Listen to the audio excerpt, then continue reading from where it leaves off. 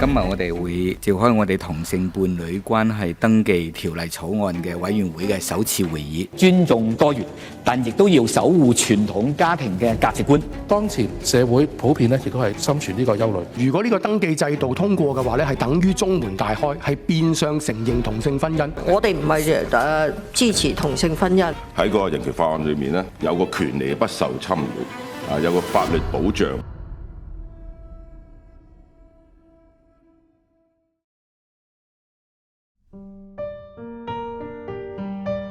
伴侶係幾時識㗎？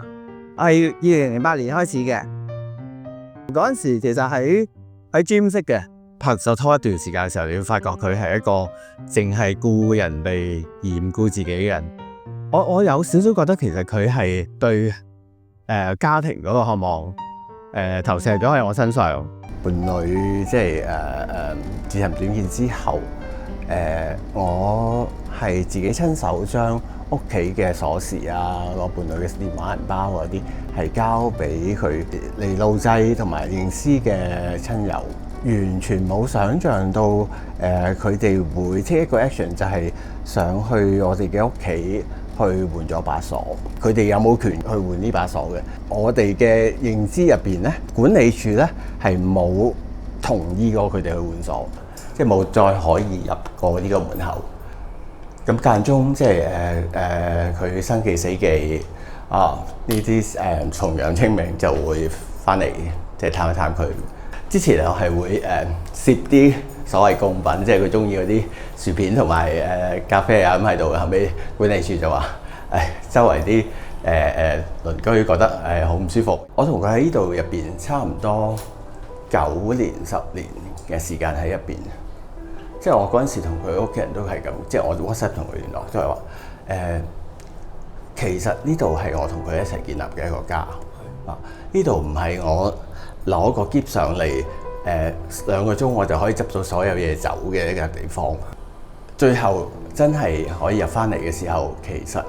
我係面對緊啲乜嘢咧？我其實有少少唔敢想像，我某一啲情感係就係封咗喺門入邊啦。佢一日唔打開，我冇辦法去真正面對嗰件事，因為佢就喺入邊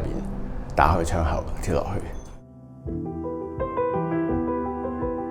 冇想象過呢件事會一拖咗差唔多4年。我唔係幫佢搞後事嗰一個人，我連佢嘅火葬紙嘅 number 我都冇，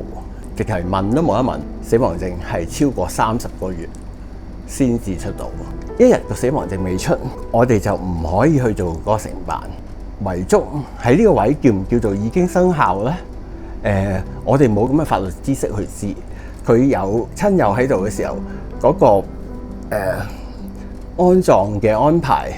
係自然就唔會由一個外人去出聲㗎啦。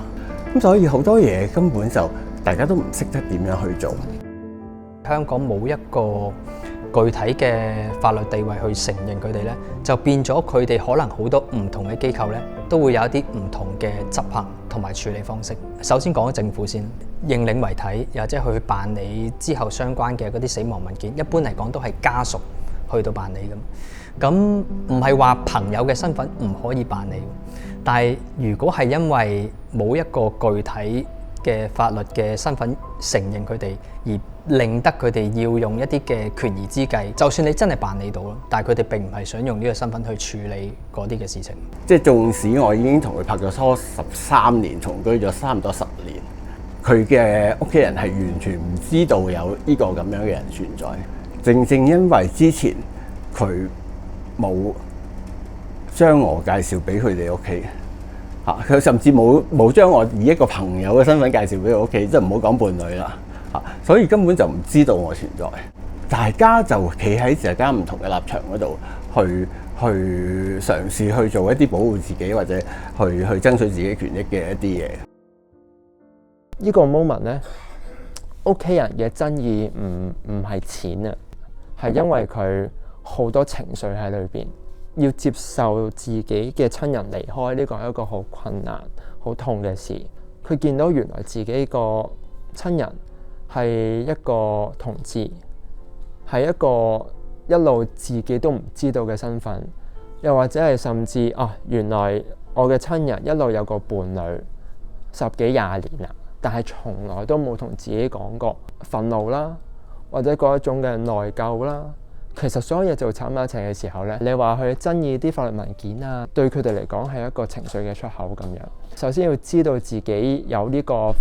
法律嘅權利啦，就係譬如佢係執行人嘅時候，其實佢係能夠幫手做身後事，但係萬一人挑戰嘅時候，都其實可以去揾翻相關嘅法律支援啦，去維護翻自己嘅權益喺度。我哋見到依家坊間啦，好多唔同人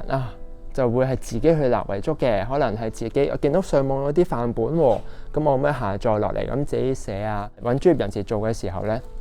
就一定會可以確保得到啲條文裏邊係清晰啦，同埋係即係可以按照到佢意願，按照到佢情況咁樣幫佢草擬份遺囑。同埋好多時候呢，遺囑好容易俾人挑戰嘅話呢，就係講緊佢立嘅時候係咪精靈㗎，係咪清醒㗎？咁所以呢，我哋要睇嘅，我哋要考慮嘅時候，就會係究竟邊一個幫手做見證人啦？及咗去規劃嘅時候呢，其實有啲咩突發，其實呢個都係保障到自己啦，伴侶又好，家人一個最好嘅方法。